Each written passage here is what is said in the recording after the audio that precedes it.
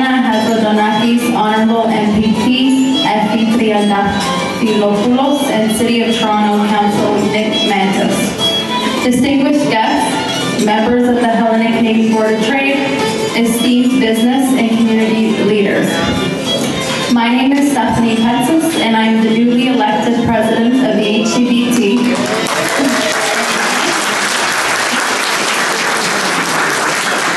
And one more thing, and the first female president in our 30 years history.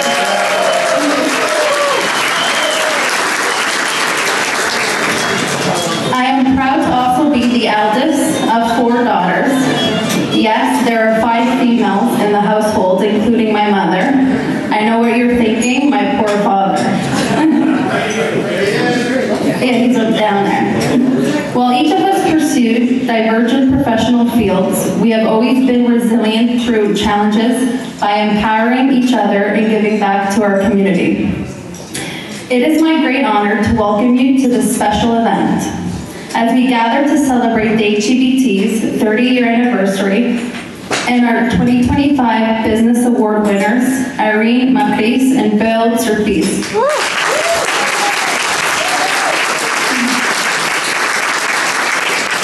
Along with our special guest, Canadian Olympian, Joseph Bolasafakis.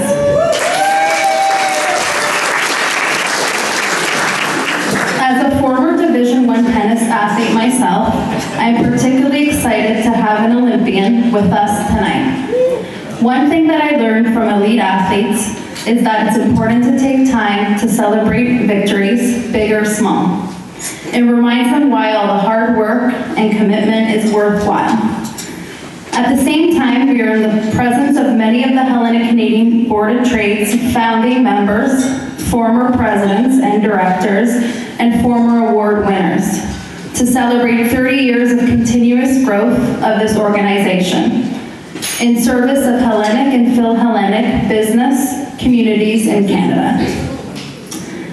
I would like everyone in this room to take a moment to celebrate each other and what we have done for our community as a whole. I would like to start by thanking our exceptional board of directors. Please stand up. Past President Vasilios Tsianos,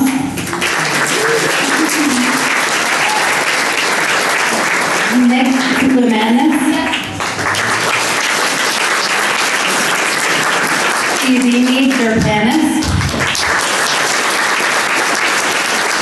Yanni Alexopoulos, Panayotis Siros, Ted Papadopoulos, Ellie Jane Mihalakis, Lisa Spanu and George Mafikakis and Unida Kufio, who are not present today.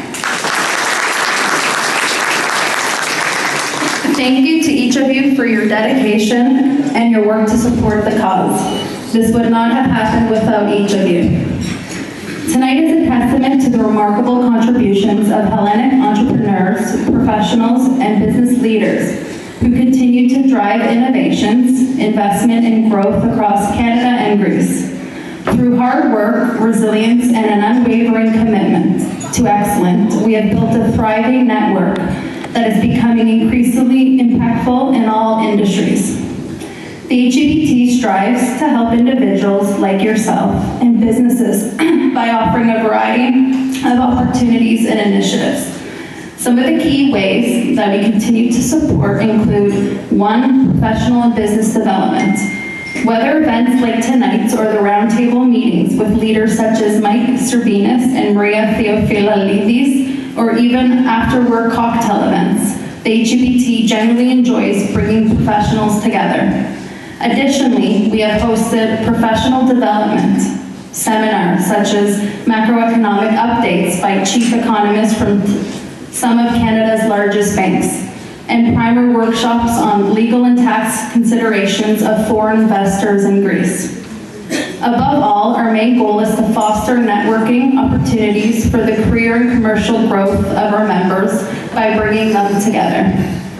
2, strengthening the Canada-Greece commercial relations, whether by promoting the bilateral trade and investment, advocating to the Greek government about the opportunities unlocked by the Canada-EU trade agreement, or supporting for 3 years in a row the Delphi Economic Forum in Toronto, or co-organizing the Greek Prime Minister event last year, you can count on the HEBT for being your loudest and proudest voice for businesses looking to enter the Greek or Canadian markets. In fact, we have such companies from Greece here with us tonight, hailing from various sectors, such as real estate, manufacturing, and software development. Most recently, in partnership with other Greek Canadian community leaders, we also had the opportunity to support the Greek Experience, where you can find everything Greek products, services, art, and Greek culinary experiences. 4, advocacy of Greek Canadian businesses to government. In the early months of COVID, when many Greek Canadian businesses in hospitality and retail suffered disproportionately than any other sector, we scheduled a virtual meeting for them with the Ontario Minister for Small Businesses. In the second year of COVID, the HEBT was one of the few ethnic business groups that managed to participate in a 90-minute pre-budget consultation with the Ontario Minister of Finance. Whether it comes to City Hall, we have counted on our former HEBT Director, Councillor Nick Mantis, and of course the omnipresent at all Greek Canadian events and the strongest advocate for our Greek community at Queen's Park, MPP Effie Triantafylopoulos.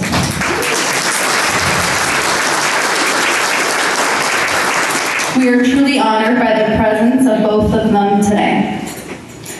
I want to take a moment to express my sincere gratitude to our dedicated members, partners, and sponsors who make our work possible.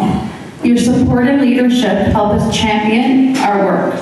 Thank you to our partners for being in attendance tonight.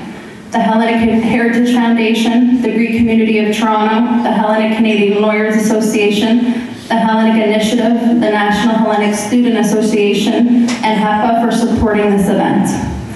Led by our Director of Sponsorship, Nick Lemanis, a very special thank you to our sponsors tonight. Owners, Dion Neckwear, Kolanaki Group, KG Harrison Investors, Jimmy the Greek, Vertigo, Agoracom, Nick Torkos and Family, The Sweet House, TD Bank, Clean Mark, and Obsidian Group. Thank you. Yeah, round of applause.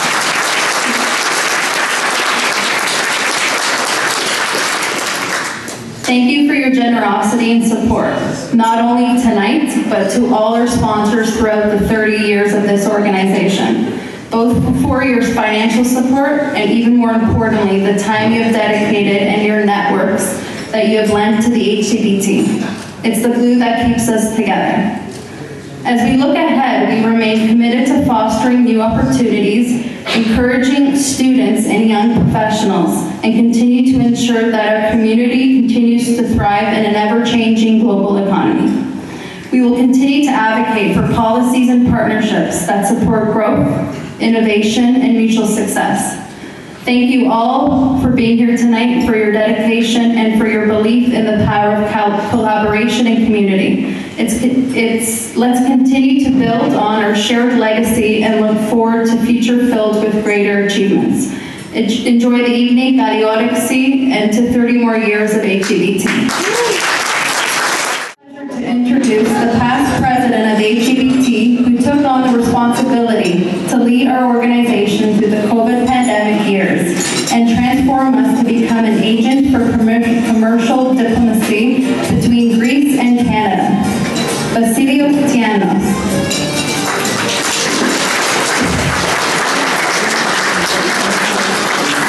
Joining the HEBT board a decade ago with a vision to support bilateral trade opportunities during the Greek crisis, Vasilios went on to serve as president during 2021 to 2024. His proudest moments are the HEBT's support for the Delphi Economic Forum in Toronto and the partnership of the HEBT with the Greek Community of Toronto Toronto, the HHF, and the THI for the first Greek Prime Minister visit in Canada in 40 years. Vasilios is the loudest advocate I know for Canada-Greece trade and investment opportunities. But more importantly, all of us can count on him as a friend and many younger folks as a mentor. Please join me in welcoming Vasilios, who will introduce our award winners for tonight.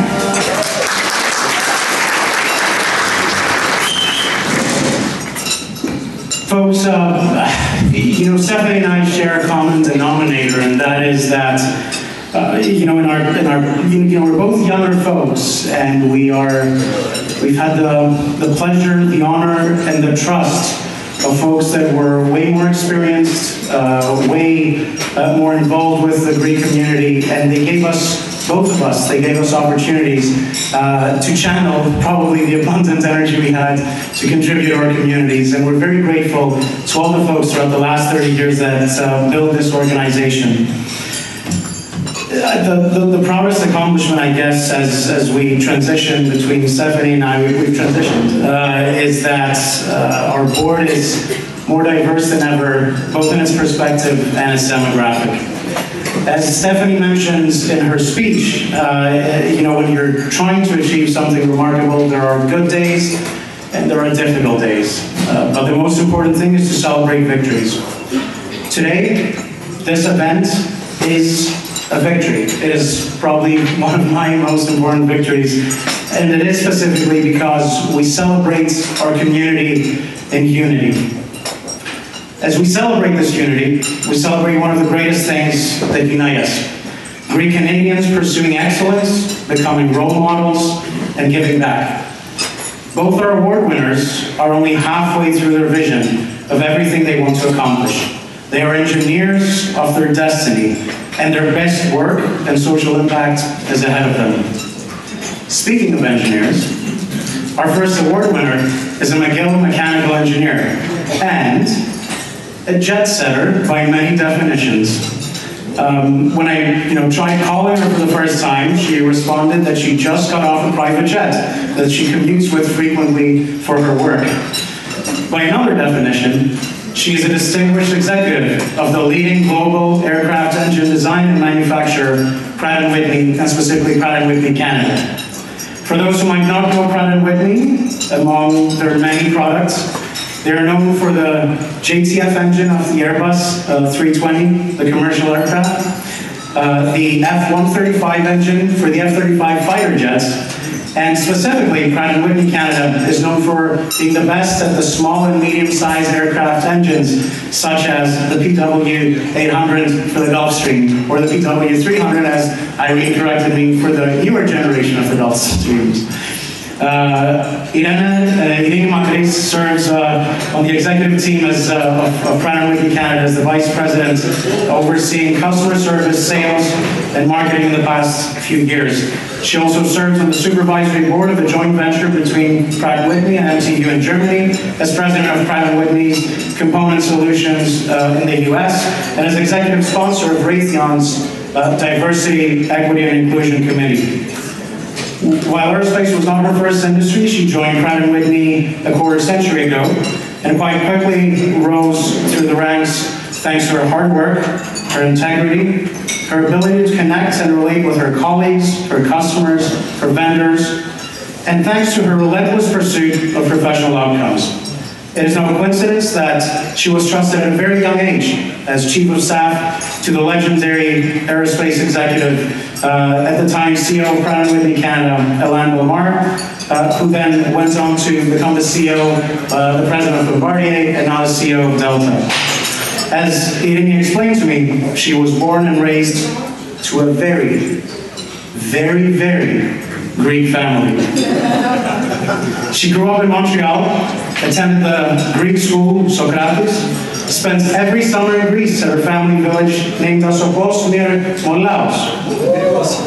Excelled in high school and wanted to become a fashion designer. So the natural next step, she went on to study mechanical engineering and play college football at McGill.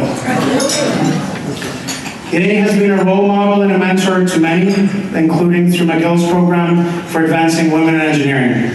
For us, not only as Greek Canadians, but as folks that we get on airplanes to see our families and to do our work. The work that Irene does and she leads means so much more. Global engineering management in aerospace saves lives and prevents accidents.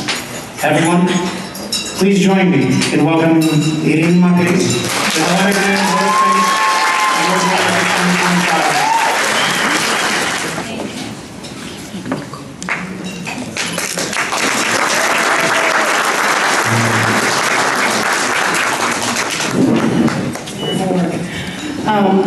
Thank you, Vasily, for the kind introduction and for connecting me with the Hellenic Canadian Board of Trade. And thank you, Stephanie, and first female president, and hopefully not the last, and to the whole Hellenic Canadian Board of Trade. Thank you very much for this honor. I also want to say good evening to our esteemed guests, Consul General Ioannis Chazadonakis and Cultural Commissioner Marilena Chazadonakis,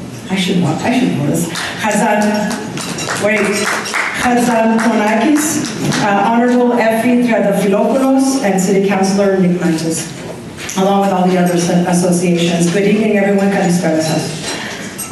do want to thank the Hellenic Canadian Board of Trade and all its members for their mission. A mission of not only connecting business professionals to the community, but also generating opportunities for businesses with Greece and abroad. The HCBT is a testament to our parents' hopes and dreams. Our parents came to Canada with few possessions, language barriers, and an abundance of hope for the children and grandchildren. It is on their shoulders that we stand proudly and that I stand before you tonight. Many of us here share a similar origin and story. We are first generation and children of immigrants.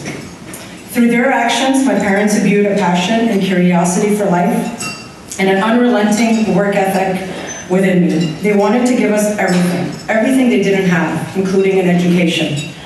My father did complete 2 years at Pantheon University in Athens. He wanted to pursue law, however he ran out of money and could not complete his degree. So he settled for a job as a police officer at the Acropoli, and he tells us he was escorting many movie stars around the Acropolis, and he insisted he turned down the flirtations of Sophia Loren. He has a picture with her. I don't know what the story is. My mom could not complete elementary school because she had to work, but relentlessly returned to school and completed her grade 6. Independently, and we don't know the story of who followed who, but they came to Canada alone for better opportunities in life and took on jobs, my dad as a cook and my mom as a seamstress. They got married and started a family. I couldn't have asked for better role models than my parents when it comes to instilling the values of hard work, determination, and perseverance. Though, despite their wisdom, it seems their money-saving skills, economia, didn't quite make it through to me. My brother will tell you the same. This environment has been foundational to shaping my path. In fact, I did not set out to become an engineer. As Vasily said, originally I wanted to become a fashion designer. It goes without saying that my parents did not even mildly entertain that idea. I had to get creative and merge my passion with reality, and as my brother was also in engineering, I was studying engineering at the time. It just seemed like a good compromise. And a shout out to my brother who's here from Ottawa. And if you get a chance, ask him what he does. You'll be intrigued.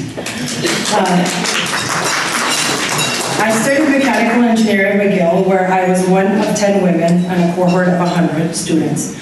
Growing up, women were not encouraged to go and study STEM. Especially in a Greek family, it wasn't seen as a job for women. But I stand here before you as evidence of Spartan stubbornness and the results of my proud parents. Along with Patty Whitney, and through our diversity, equity, and inclusion teams, which I don't know what's going to become of those now, we endeavor to build bridges, literally, with women in STEM. We are involved with many associations, schools. I represent on a corporate DE&I board with our CEO, and organizations to promote STEM at a young age. I'm actually here with a colleague from Pratt & Whitney, and our children were at GrecaTV School, where they learned to be fluent trilingual. And we went back to the school to teach the young kids about how engines work, and I can tell you it was the most rewarding experience for us, probably more for us, but for the children as well. Lifelong learning and community engagement are at the heart of what we do. Values, I'm sure, resonate with many of you here, and is what has brought us here together tonight. Funny enough, I started my first engineering career here in Toronto, working at Honeywell 30 years ago. Time flies. Being fresh out of school, I'm grateful to have been taken under the wings of a great manager who helped me navigate, helped me grow, helped me take risks, and learn. I really enjoyed living in Toronto, where I spent a lot of my time with my niece, who lives in Toronto, my sister's daughter, who just finished her PhD in education and teaches here, and my cousin from Toronto, another engineer, John Papadakis, who's here tonight also. In my 5 years, I said I would mention their names. In my 5 years here, despite many who tried, no one was able to convert me into a Leafs fan. Some things have boundaries. I'm from Montreal, so I'm not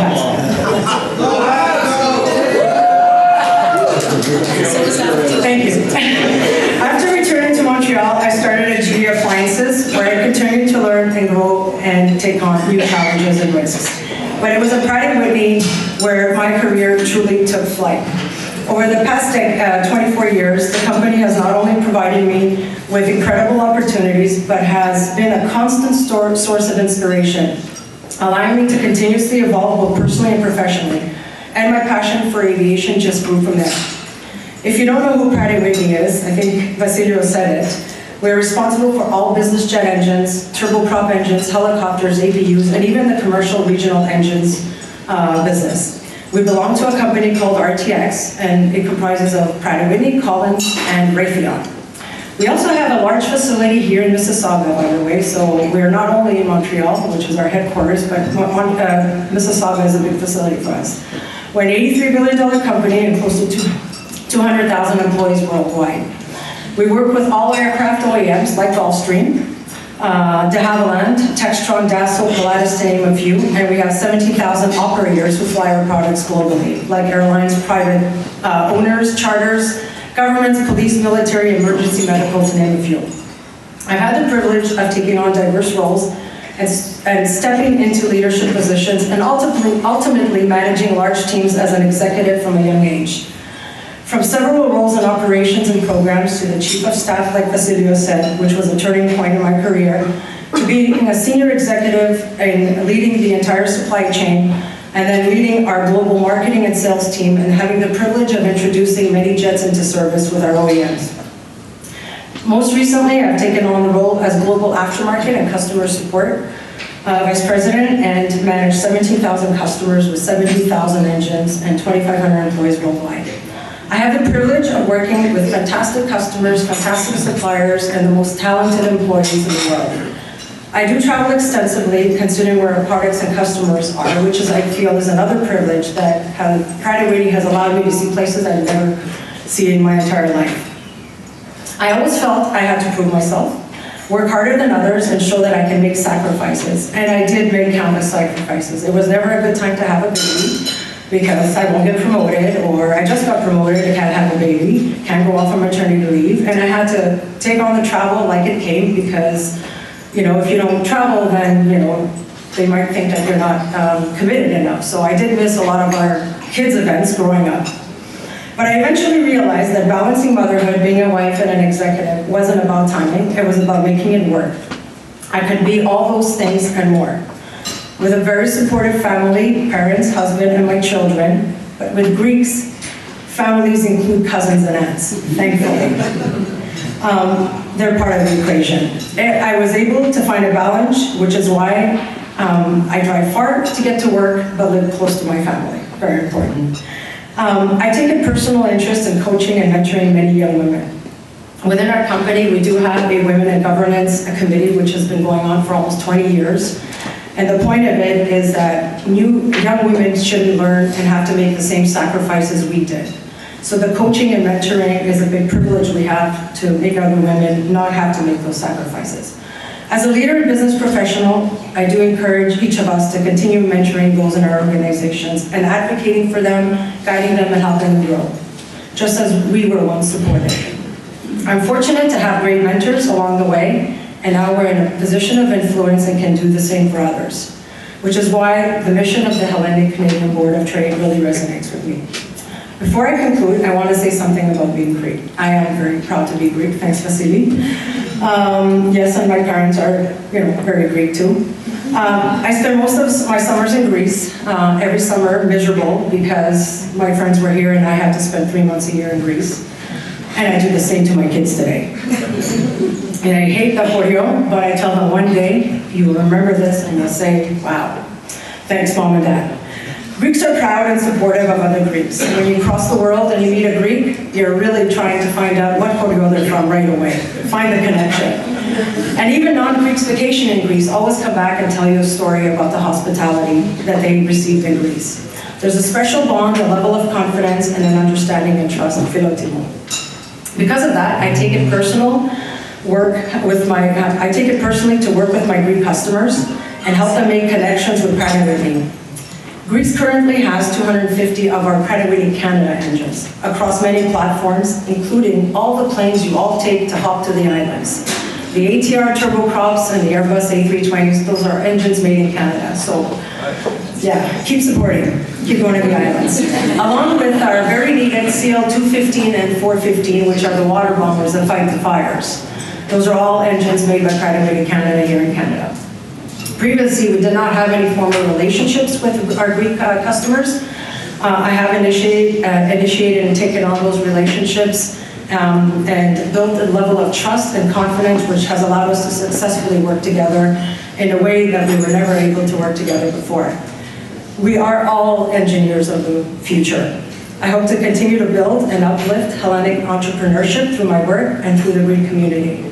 Once again, I'd like to thank Pratt & Whitney for their support, especially my colleagues here. And I'd like to, of course, thank my husband and my beautiful kids. And my son is in engineering right now, and my daughter wants to be a doctor. So hopefully they succeed. Thank you to everyone in here and to the HTBT for this honor.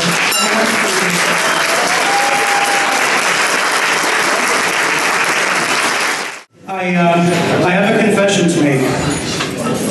I have been doing this community gathering thing for a decade and a half now, and one would expect that, after all this, by this point, I should probably not struggle with introducing a Greek Canadian of consequence and influence in front of an audience.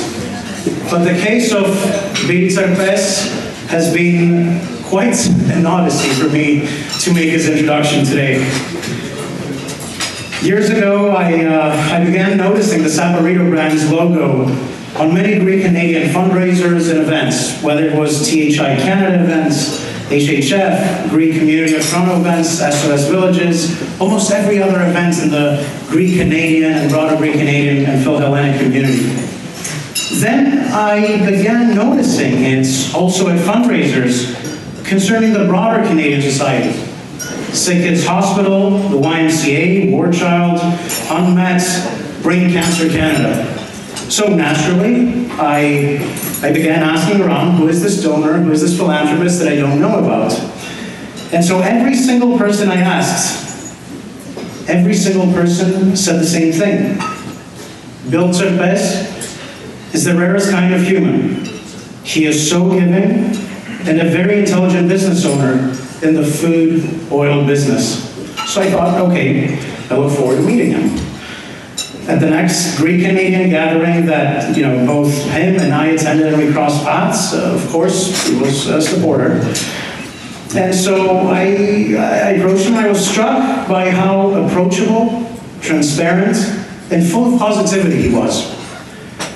Later on, as we opened our Hellenic Canadian Board of Trade's awards earlier this fall, the nomination process, I got multiple calls nominating him. So I thought, fantastic. A reputable, popular figure in our community, evidently a great philanthropist, let me find out more about his business. So I started asking around and I started to learn about a fantastic business, Saporito Foods, that is a market leader in manufacturing and trading food oil. to most supermarkets, most food processors, restaurants in Canada, and expanding in the US. I'm learning about his manufacturing facility in Milton. Anyone I ask, friends, customers, suppliers, everyone speaks of how he helped them in one occasion or another. So it all sounded fantastic.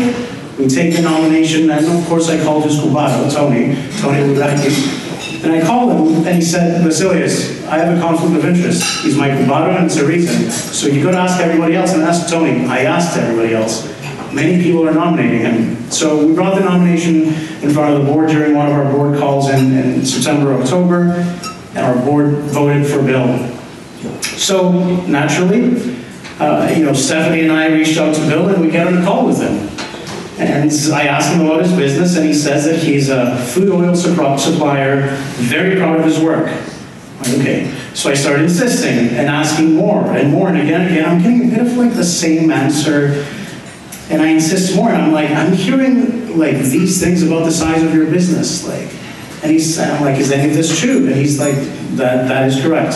He confirms it. I'm like, okay. I'm like, are you the sole owner of all this? He confirms it. I asked him, I heard of this like very highly automated robotic facility in Milton, cutting edge technology for the food oil industry. I'm like, is this true? He's like, yeah, it's true. I'm like, so can you please tell me a bit more about yourself, Bill?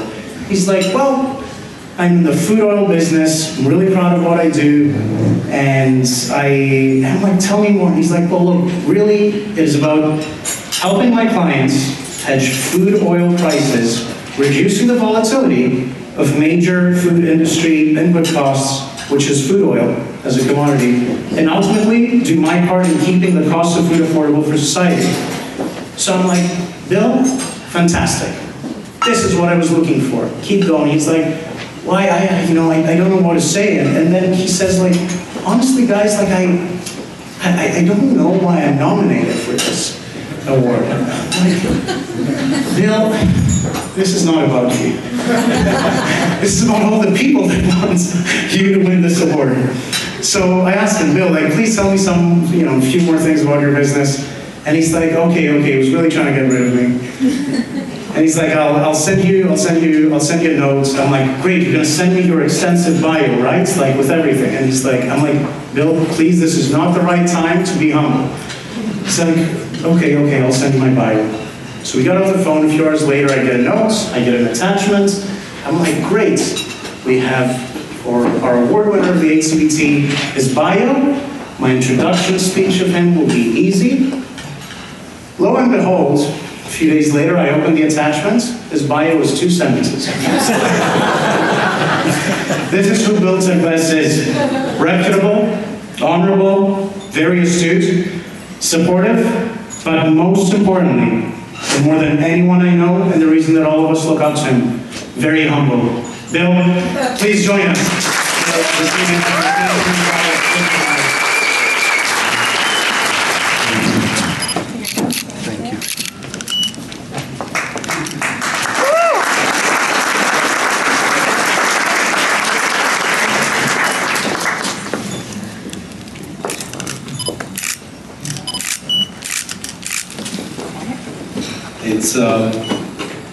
It's really hard for me to believe that my career actually started 30 years ago at a grain trading company. My dad was a major investor in. It was my first exposure to the fascinating world of commodity, currency, and derivative trading. I worked there for a few years, but my anxiousness and eagerness to try and build a successful career drove me to start a new food oil manufacturing business, which I did. I literally started the business 26 years ago at the turn of the century, the turn of the millennium, actually. As many of you in this room would know all too well, the demands of nurturing a new business, a new career, are unconditional. Countless hours, 24/7 on call, working holidays, New Year's, Christmas, weekends, nothing was off limit. For many, many years after starting my business, there was really no choice but to work hard, keep my head down, and just do the absolute best I could do to keep the business alive, keep it growing, and just keep running. During such a journey, with such an effort and passion, you can easily and unwillingly neglect your family, push your friends away, neglect the community, as the demands of this business take center stage. It's not on purpose. It's just that you just don't get the option to have a balanced life. But as hard as my journey was for those first many, many years, the first 11, 12, 13 years, and despite countless missteps, countless errors, I was able to pull myself out of the challenges of starting a new business and come up for a massive breath of fresh air and experience a little bit of success and refocus on other important aspects of my life. As I re-engaged family and friends and the community, one of my very first outings was to an HCBT networking event at the old Thompson Hotel on the rooftop, actually.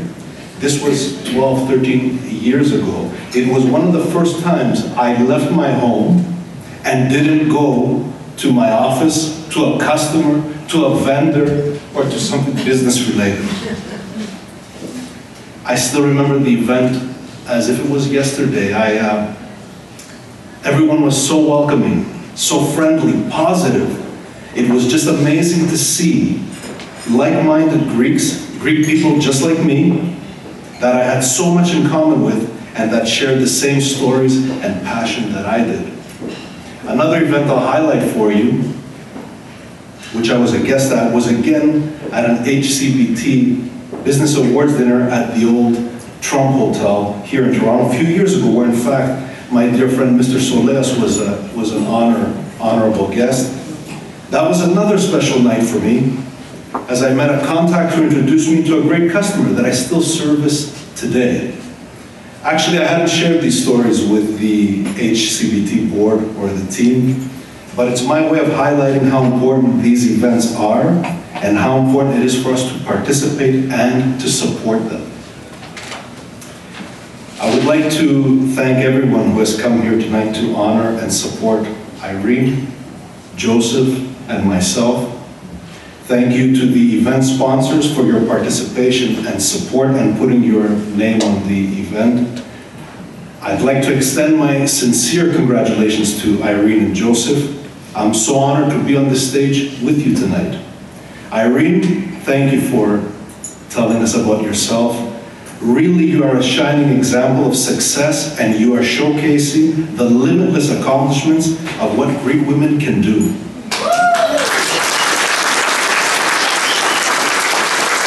Really, you are a true hero and inspirational figure with whom our little girls can look up to and set their goals and their ambitions to match you. Thank you.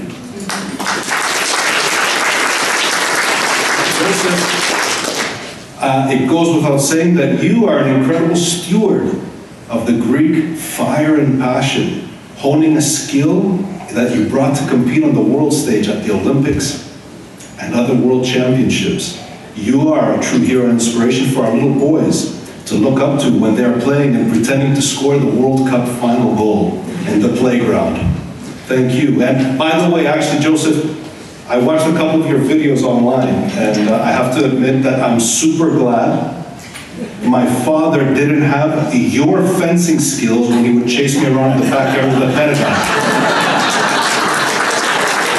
I hope everybody knows what the Pentagon is, right? It's the branch from the tree. I really want to thank Vasily and Stephanie. Congratulations, the new president. All the best. You're going to take this organization to the next level. This is a remarkable acknowledgement and nomination. I very much value your confidence and giving me this stage tonight. With a great deal of humility, I have to admit, despite having some great successes. I've received unimaginable milestones that I could ever think I would reach. I have so much left to do in my career, in my business, and in the community. So fourth, I really want to use this opportunity and this nomination to inspire and energize our Greek community, our Greek youth, and our up-and-coming Greek Canadians. My wife and I, thank you for being here, are major sponsors and legacy donors to many amazing foundations: HHF, Greek Community of Toronto, Sick Kids Hospital, Scrubs, Brain Cancer, YMCA, SOS Children Villages, and many, many other foundations. Our foundational work started many years ago, very, very small, with very, very humble steps, very modest. It started with us buying 2 tickets at an HHF event, then buying a full table. Then we sponsored an event, a small sponsorship, then another sponsorship. Eventually, our small steps turned into major sponsorships and legacy donations which help and impact the communities we live in. Every little bit helps. Never undermine or underestimate any contribution you, your family, your friends make. The smallest $50 contribution sparks goodwill and inspiration.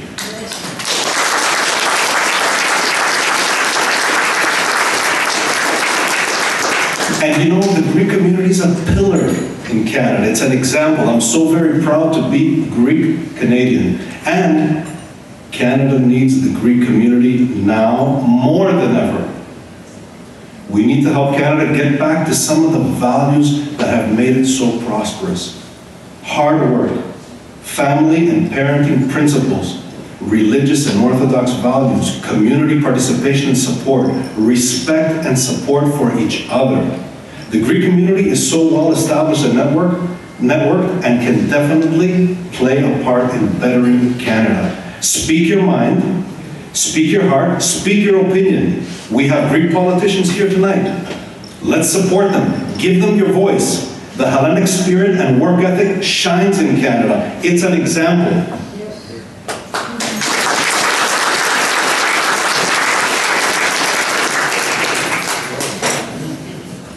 I often get asked, what are the secrets to building a successful business or career? It's funny. There really isn't a secret recipe. The benchmarks are so well known. You just have to commit to them and follow them.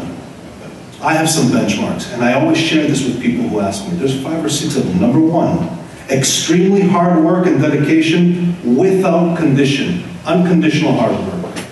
Number 2, integrity and honesty. Deal with the utmost respect for your customers and your vendors. Number 3, understand the product you are selling. You can give me 100 reasons why someone will buy your product or your service. But identify the 1 or 2 reasons that the consumer will not buy your product. Solve this problem, and I promise you instant success. Number 4, providing absolutely the highest level of quality and service without compromise. And with that, follow the moniker, the customer is always right. They're never wrong, they're always right. Number 5, and I tell this to people all the time, don't be a jack of all trades. Don't do many things, do 1 or 2 things. Find your talent, find your niche, find your passion and perfect that. Sell that, sell yourself on that 1 or 2 things that you do great. You'll love what you do, and because you love what you do, you're going to be doing what you love, and you'll excel. And lastly, build a great and strong team. Trust your team, and lead them in executing and supporting you as the visionary and the dreamer of your business and product. Those are the foundations I use and I give to people. I mentioned my wife Sonia earlier, and I'd like to circle back to her and really thank her for her support. Okay, it's okay.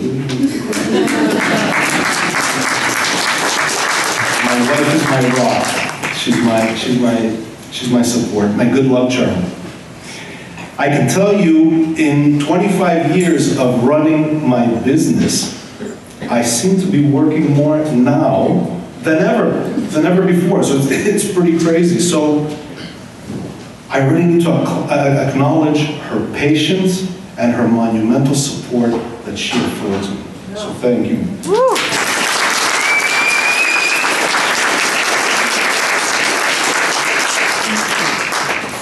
My wife isn't of Greek descent, as you can probably see, but she actually paid the Greek community the best compliment possible. When we first met, she said she never had any Greek friends.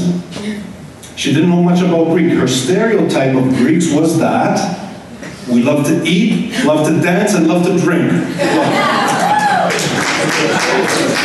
You weren't wrong, actually. This is true, actually.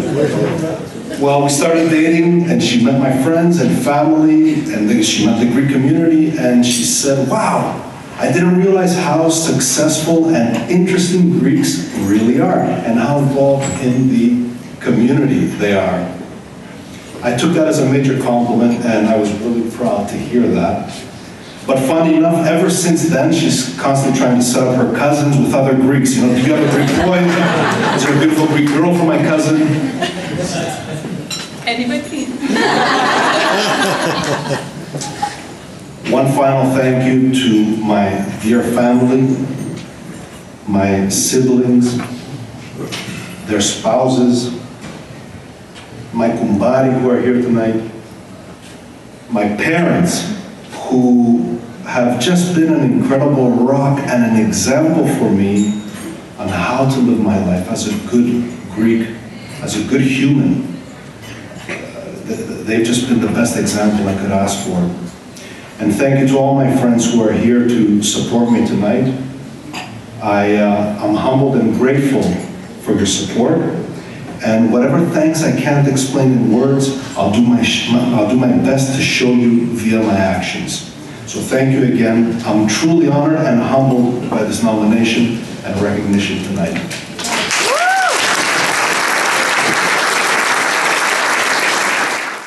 This is a very important recognition that we would like to make as the Hellenic Canadian Board of Trade, because it's really one of us in all the forms of volunteer contribution and exhibition and lending of their professionalism for the integrity of our organization. This is about a long-time-serving treasurer, a decade-long serving treasurer and board member of the Hellenic Canadian Board of Trade, where throughout her tenure, she kept us to some very, very high standards. And it protected our reputation. It helped us become better and better. We are a non-profit organization that is, all things considered, cash flow positive and steered us through the difficult times of COVID. This is about our very own board member, Zane Mikhailegas. I would like to invite Ellie for a surprise award recognition for her service over the last decade. It truly means everything to us. Thanks for everything. Up here, guys. 3, 2, 1. Perfect. Thank you. Thank you. I'm usually behind the scenes. I'm usually in front of the microphone, but probably 8-9 years ago, my first event was the AGM. I came as just an attendee, and I was very inspired by the speakers, as I've been inspired tonight by the speakers. You leave here with such an energy once you've heard the inspiration from them. After that, Michael Gekas cornered me because he found out I could balance my debits and credits. So he convinced me to join as treasurer. And I will say that I joined because I wanted that sense of community, and I wanted to use my skill set for my community, and this was the best way I could do that. So I want to thank the HCBT, congratulate the award winners tonight, and just emphasize the friendships that the HCBT has really brought to my life. These are friends that I will hold forever. and that have supported me in my daily life and my business life. So thank you very much. Ali, thank you very much, and you have been an example of volunteer service to our community for all of us, both within the ACBT and beyond. Now, on the final chapter of the nights of our programming, before, of course, the drinks and continuing your conversations and networking, exchange of business ideas, a special parenthesis, brackets as they call them in Canada. Thank you to Bill for actually sharing a story where there was a case of a business development opportunity that came from one of our events. This is exactly why we do what we do. This is exactly why we convene folks of our community at events like this. To the final chapter of the night of our programming, someone who, as a young Greek Canadian, also from Montreal, was a fan of the Olympian Vinos Demos. You know, folks, there are many Greek Canadian folks that if you do the math and the statistics, you know, still there's a high percentage of excellence, of Greek Canadians and excellence in any profession. But in the case of sports, we have so much more to do to support Greek Canadian and Greek athletes as they pursue the highest standards of excellence in professional sports. Let me give you some numbers. There is only one Greek-Canadian Paralympian who cannot be with us tonight because she is at an international sports competition, Maria Papakonstantinou. And in the history of the last few decades, maybe half century, there have only been 3 Greek-Canadian Paralympians. Iraklis Kiverlos, a legendary boxer at the Atlanta Olympic Games. Nick Makrozonaras, who competed at the 100-meter sprint in the Athens Olympics in 2004. And of course, the gentleman that has honored us with his presence, Joseph Polosifakis, which is with us here today, and we hope that we can have a brief, brief Q&A with Joseph to really hear about training for excellence. Because sports might seem that, you know, it's a physical exertion and training thing, and it's about, you know, sweating and tears and bloods and you know, injuries. But the way that you overcome all these challenges and the way that you achieve excellence is also about how you train your mind. Nousiki, and somathiki, as the ancient Greeks would say. I would like to invite Joseph to do what is evidently an acrobatic for me. Well, this is really challenging my Greek self to just, like, you know, be very loud. So I hope you folks hear me. Joseph, you grew up in Montreal. Why did you choose fencing? You're an Olympian that competed in 2 or 3 Olympics and prepared, you know, since childhood for it. Why did you choose fencing as your sport as opposed to maybe soccer, maybe something else? Yeah, so I get that question a lot because not many Greeks were fencing when I was growing up. I actually went to the soccer school in Montreal. So, you know, good tradition. Shout out to Montreal and the Greek schools. Montreal, exactly. Yeah, so I went to Montreal soccer school, and I was playing soccer, so definitely started off in that. I was doing some kickboxing, I was playing piano, and I was into all sorts of different activities. And actually at the end of the year, in the sixth grade, I won athlete of the year at the school, so I had, you know, an absolute, I led sports. But, you know, fencing for me was Zorro, Star Wars, you know, I loved that stuff growing up, and I used to be told not to keep trying to hit people with a sword as a kid, right? Like when you're going around the Zorro sword, I used to dress up as on Halloween. And then I went to a high school in Montreal called Jean de Brébeuf, which is it was a private all-boys French high school, and fencing was one of the first things they showed you when you got there. It was a very big institution there, so it's been 25 years. We had a coach who had been to 3 Olympics, who was, you know, trying to make that team, was like trying to make the basketball team or the hockey team. So I went there, I'm like, wait a minute, I can now hit people over the head with swords and not get in trouble, be encouraged to keep doing it over and over again and get better at it. I was like, what's the catch here, right? And it was actually funny because I tried for the team on my first week in class, and trying for that team was very, very difficult. But the way I made the team actually defined the rest of my career. So it's a story I like to say, and which I'm very happy this happened. But the first tryout there was around 60 kids, and only 20 could make the team, and it was going to be 2 weeks of tryouts.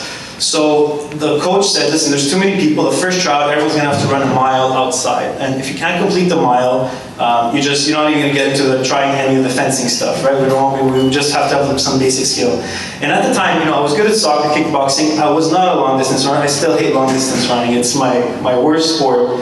And I said, I'm never gonna make this. I could sprint, I'm really good at sprinting, but I never actually ran a mile. And to be honest, I really think I wasn't gonna make that mile. So I was just getting ready to fail and just be embarrassing myself, because whoever didn't fail, it was just out. So one of my classes actually, right after, supposed to be after class, one of my classes ran late by 10 minutes. So then I ran out, I was going outside to the field, and I see kids crying on the floor who hadn't finished it. They were just cut already, and I was like, oh man, this is gonna be embarrassing. It's gonna make me run in front of everyone, or I don't know, or cut me. So he comes to see me and he's like, sorry, you're cut off the team. I don't have time to do this. Like, you can't even try out. I was like, listen, I'm late. I'm sorry. It was my class. It's not me. I'll run it today or later or another time. And he looked at me. He's like, okay, I'm gonna validate that, but come inside now and I'm gonna make you run it this week sometime. So I came in and I did the first class, and I immediately fell in love. Like, I was, they gave you a weapon, you got into an on-guard position. They were just trying to show you how cool it was. And then everybody wanted to make that team. So over the next week or two, I kept making the cut day after day. And he actually never made me run that mile, ever. He forgot, and he was getting a little older. I think that helped. He forgot to make me run the mile. To this day, I don't know if it was on purpose or not. Maybe he saw it and he just like, oh, he has some other talent, give him a chance.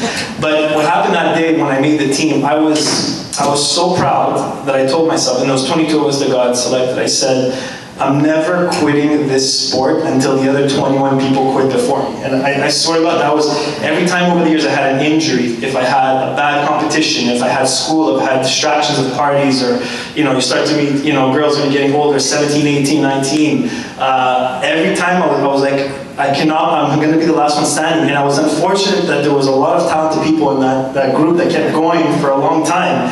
So I had to keep, and it actually took me 13 years to be the last one standing in that group. I was like, and then I just kept going a little bit more, another 7 or 6, but my why was so strong over all those setbacks. And whenever I go back to that was really my guiding principle of I'm not quitting because this guy's still here, so I gotta keep going. So very Greek of you, Joseph.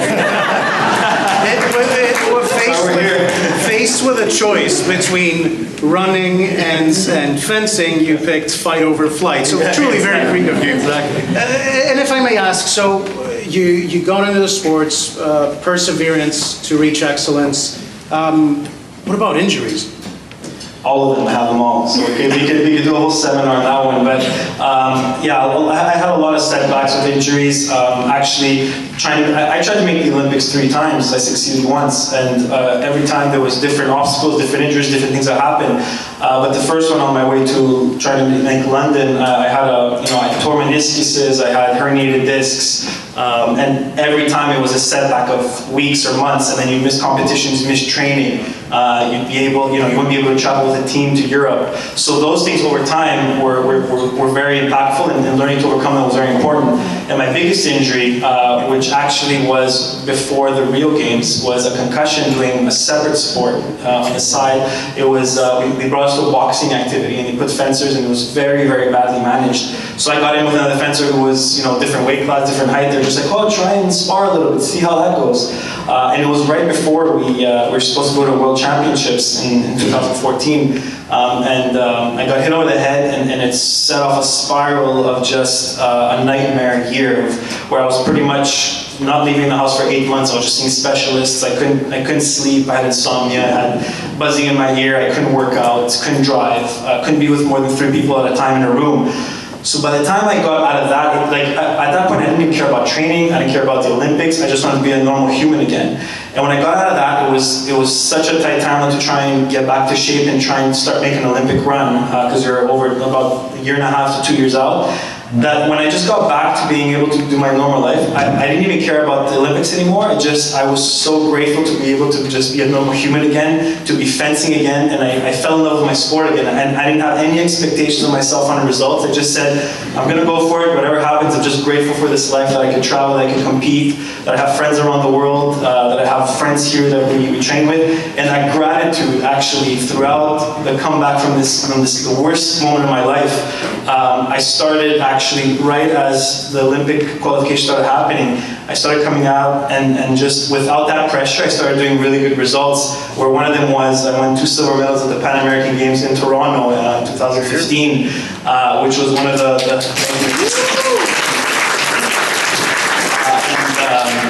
and then I made a top 8 result in the world, which had never been done. So I was top 8 in the world and had never done in Canadian history. And I did a couple of really big results right before the qualification. Ended up making Rio 2016 Olympics, which was cliffhanger. Okay, I guess I'll just use our Greek voice. There we go. Yeah. So I made the Olympics. After that, it just taught me a really big lesson, because I remember when I didn't make the 2012 Olympics, all my identity was tied up to just, I didn't make it, I'm a failure, everything I did was for nothing. But the second time, where I was just grateful to be doing it and appreciate everything you learned along the way about that journey, it was a whole other experience, and just such a life lesson I take into everything now that I go into. So let's talk a bit more about adversity, much like our microphone situation. So, all of us, we try to do things that are impactful, work harder, become the right kind of folks that, participate in our families. We try to do the right thing, and we try to do it as with excellence, as best as we can. But sometimes, like the great contemporary philosopher of our time, like Muhammad Ali, said, you make plans, and then you get punched in the face. Yeah. And so, in cases like this, it's easy to be trapped in insecurities, in limbo. Will I ever be able to lead a normal life again, because of your injuries? What are the thoughts that, how do you take control over these thoughts? How do you recover, and then how do you get to a point where you said that I stopped thinking about it and I was focusing into how to keep improving myself and delivering better results? Yeah, I think the first thing is accepting your situation, not trying. For so long I was just like, why me, and why did this happen to me? I can't believe it. And you sometimes get down on yourself, and you actually go into a spiral, and just for the concussion, it affects the same zones as you're headed into depression. So you fall down these times you can't see the end of the tunnel. So what I would do is I would always give myself the smallest little goal that I could give myself to look forward to. That was the biggest accomplishment me for that week or that month or that day, and never looking too far ahead. It's like, set those small little goals. Like, for example, I remember one time I was slowly able to be in a room with 3 people, and the only thing I could do was actually play some board games with some friends. And I just bought a new board game to just get ready for one Friday that I could get 2 people over and play it. I was just reading that instruction manual like it was the most beautiful book I've ever read, and being like, I can't wait to play this, and then we could all get together. That was just a very small thing. Or being able to go back on a treadmill and being able to not do a slow walk but do a little bit of a jog.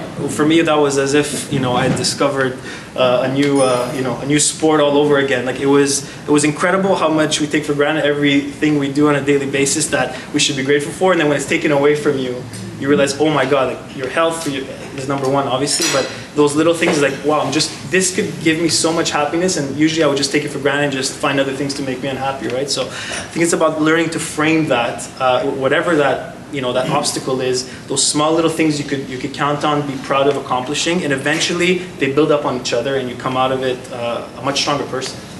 And so another case, we've spoken a lot about humility tonight, and another case is Joseph himself. He pursued professional sports as a professional athlete and reaching the Olympics.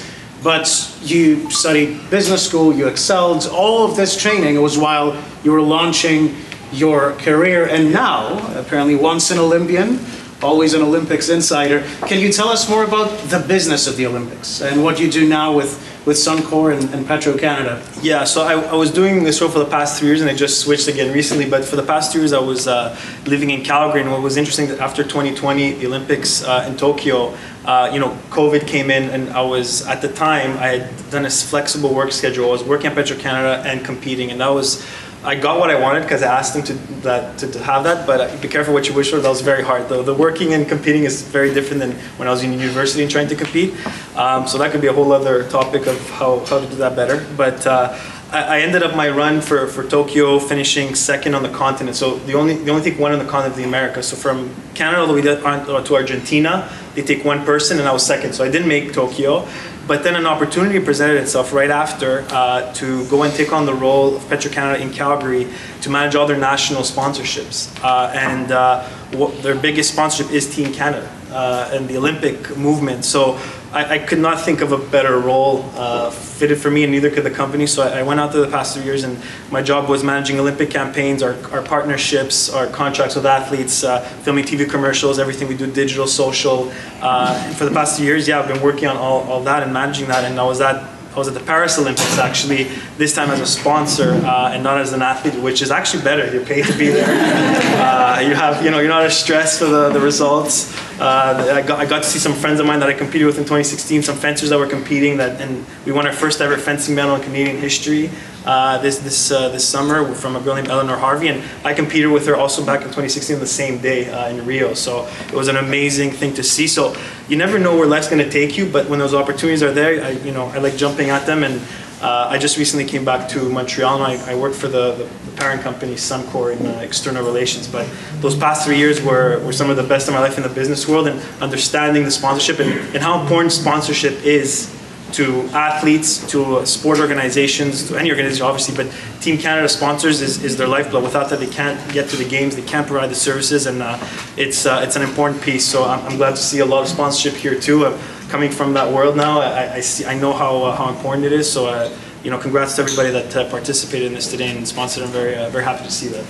And so, how do you think a community like ours, even a gathering like ours, how do you think our community can support Greek-Canadian athletes to reach Team Canada and then compete with Team Canada at the Olympics and in general, international sports contests? Yeah, there's never one solution or one answer. Sport in Canada is underfunded at the basis, whether you're Greek or not. It's very hard. It's very hard to progress. But I think it would have been nice if there's so many Greek businesses and business people and successful people. It'd be great. In my head, I was thinking at some point, why didn't they all get together and either sponsor individual athletes who come out, but sometimes it's hard to find them, or you create like a Greek amateur athlete fund, right, where there's a couple a year that get sponsored, and then they could go back either to their communities as part of this deal, to their schools and talk about it, but also get sponsored to try and achieve their dreams. And it becomes like a circular thing, because personally, when I would go back to Socrates and I gave speeches to kids and showed fencing demos, that was one of the best moments of my career, is going back where you started as a kid, and then people saying, hey, he started exactly here, and he can make it, and then they start doing those sports. And then obviously if they have enough funding and we could target some Greek Canadian athletes to keep doing different types of sports that are sometimes hard to fund, other than just soccer or whatever that they get into, some sports they've never seen like fencing, I think that could be great. And eventually if anyone wants to talk about the brainstorm ideas, I'm always open.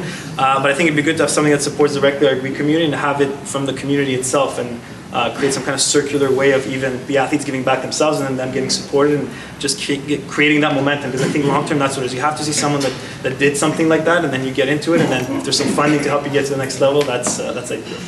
So a final question for you, Joseph, tonight. I know that family means a lot to you. Your father is here with us tonight, and thank you for traveling from Montreal, you two, for this. What is beyond family? What is the Greek value that drives you and you hold the closest to your heart and helps you with having clear vision and pursuing excellence? Yeah, so I think there's we've talked about philotimo, and philotimo is not just about being nice, but it's a sense of honor, a sense of pride, a sense of integrity, and beyond yourself. And it was always something that I tried to put into anything I was doing, to really be honorable and integral, never try to cheat or be bad, always be welcoming, respectful to opponents, respectful to those around you. And there was a little bit of pressure. We did invent the Olympics, so I was like, I gotta try and make these things. There was that Greek in me that wanted to make them. So that was always at the back of my mind, and you have to live up to those ideals, right? CTSL is 40, so higher, faster, stronger, always. and that pursuit of excellence was something I always felt attached to. And then also the movie 300 came out at some point, and I'm Spartan, and half Spartan, half Cretan, and then it's just like, well, there's a King Leonidas is in your town, you gotta really step that up too. So yeah, that pursuit, I had an extra little bit of why to go after it. So, and then we say all that those are values, but to be honest, my biggest inspiration and what got me, those values instilled in me were my grandparents, because they came with nothing, right? And they worked so hard for so many years, and they helped me so much in my career. So I saw firsthand, like, I didn't idolize someone I had never met or never seen. I saw people every day, day in, day out, doing that work and not complaining about it. And then I was like, what are my problems? They came with no language, nothing, right? And create a better life. So all my grandparents supported me on my journey. Some would pick me up and drive me to practice around the city, around the province. Some would cook for me, clean my clothes, some would help financially. I had a whole team. And just seeing that, how they gave back just so with unconditional love, for me also just inspired me to keep going and never be too down on myself and just keep going for it. So that was a huge inspiration for me. Joseph, thank you very much for joining us today.